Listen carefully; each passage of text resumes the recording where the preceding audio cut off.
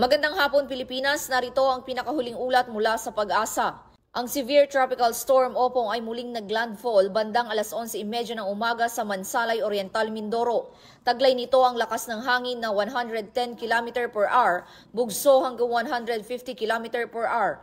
At kumikilos pa kanluran sa bilis na 20 km per hour. Nakataas naman sa signal number 3 sa Batangas, Marinduque, Romblon, Occidental at Oriental Mindoro at Calamian Islands.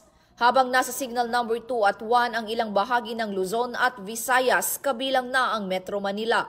Asahan ang malalakas na ulan, matinding hangin at storm surge sa mga coastal areas. Lubhang mapanganib ang paglayag kaya pinapayuhan ang lahat na manatili sa ligtas na lugar at sumunod sa abiso ng mga lokal na otoridad. At yan ang ating weather update sa mga oras na ito. Ako si Patrolwoman Fe Octaviano para sa PNN Weather Update.